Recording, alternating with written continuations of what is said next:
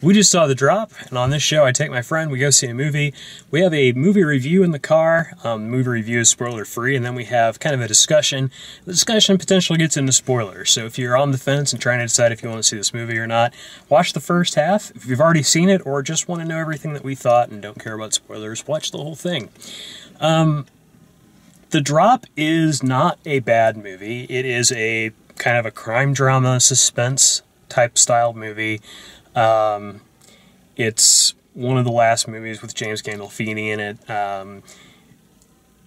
but it's not particularly great. And without going into spoilers about why that is, it's clearly adapted from a short story. It says at the end that I think the name of the short story is Animal Rescue. And it very clearly, like, the third act of the movie has a lot going for it. That's where the bulk of the action happens. The first and second act really don't have a lot of forward momentum, especially the second act. Once the first act kind of gets through and we've introduced the characters, the movie just sort of rests, and you're not sure where it's going to go or what's going to happen. Some threatening things happen. There's a couple of repercussions for things that happened earlier on. Then there is like a fairly good payoff for the third act reveal and some good stuff that happens in it. But it's just up until that point, it's just so weird. And Tom Hardy's character is kind of bizarre. He's supposed to be playing a guy that you underestimate, I think is probably the easiest way of saying it. And I see that, I get that, but it's hard to put that as the central performance of a movie without a whole lot of script for him to really work with. They do about as good a job as I guess I could expect them to do with what the story is, but it's just sort of... It's very confusing to watch for the first 45 minutes or so. Or the second act, I will say especially, is confusing. It seems adrift. You're not really sure what's going on. Similarly, James Gandolfini's character is kind of a head scratcher. In a way, the mystery of it is kind of good, and the reveal is kind of good as to what is really going on there. And they do a really nice job of explaining everything to you at the end of the movie. And Noomi Rapace is interesting in it too, and good in it. It's an interesting thing too, where you kind of get this weird sense of place in that the movie takes place in Brooklyn, but out of all the actors, James Gandolfini is the only one that really sounds like he's from the area. But that's also kind of a New York thing. There's a lot of, immigration, and there's a lot of people with different accents and things like that. So that seemed kind of odd at first, that, like, Tom Hardy was like a neighborhood boy, but he has this kind of strange, like, Adam Sandler-y voice. I don't know what he was doing exactly, but it was kind of bizarre. Anyway, I liked the movie well enough. I enjoyed the third act of it. It's just one of these things I would say, probably wait until it comes out on a rental or something like that. Something that you can, maybe even kind of snore through the middle part of it. But I did like the way that it ended and the way that it resolved, and overall it was okay. What'd you think?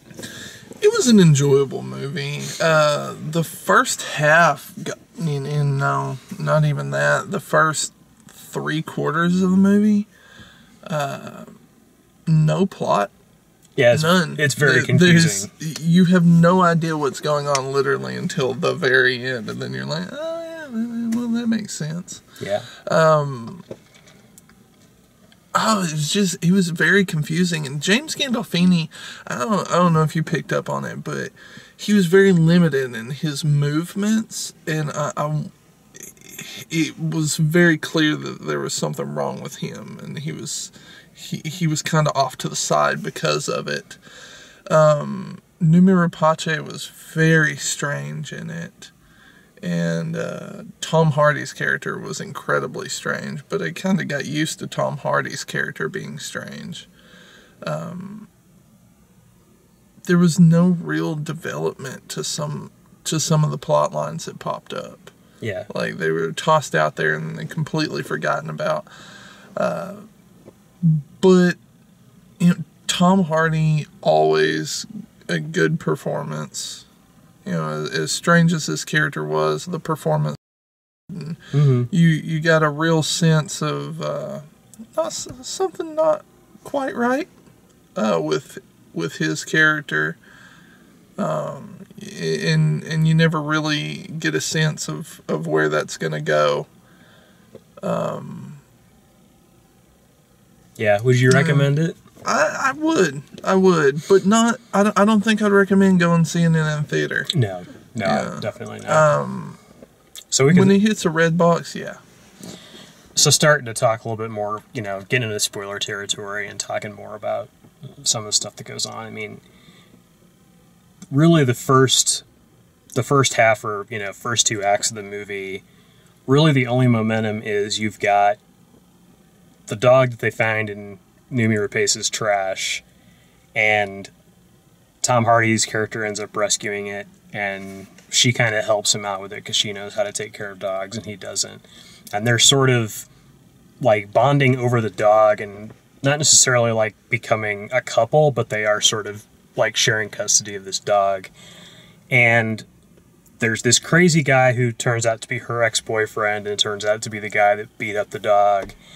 And the turn, or the trick that it pulls in the final act, where you find out that, you know, this guy's all talk and nothing else. He's just a weirdo, just a, you know, a loudmouth. Yeah.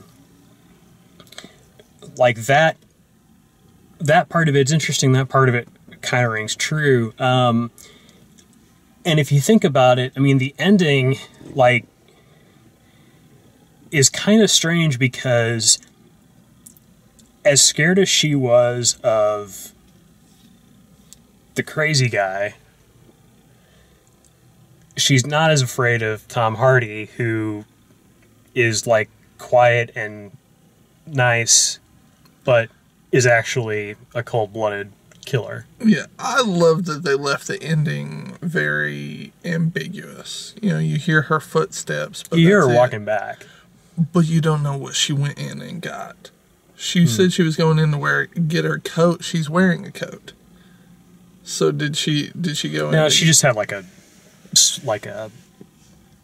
it looked like a coat like when a she was sweater walking kind of away. No, I think, I mean, because what he said was, you know, if you say walk away, I'll walk away. And everything we've seen of his character up to that point led me to believe that if she said walk away, he would have done it. Yeah. And that would have been the end.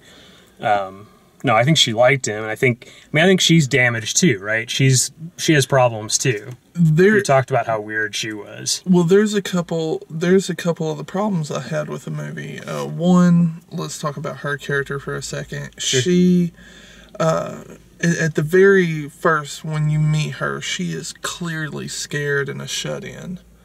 And then the next time you see her, she's running around outside jogging and stuff, and she even approaches him and gives him her number and everything. I didn't get her being a shut-in. She was like smoking in her backyard or something and saw him playing in her trash and tried to figure out what's going on. Yeah, I mean, I felt that she was a victim of something. Right. And, you know, of course, clearly that eventually, you know, shows up. She seemed to me like somebody who wouldn't have gone out and approached him ever. Mm-hmm. She seemed to me like a shut-in. But then she did that, and it kind of broke character. And then the next time you'd see her, she was a little bit more damaged. And the next time you saw her, she was okay. And but then going to James Gandolfini and the bad guy of the movie, Eric Deeds,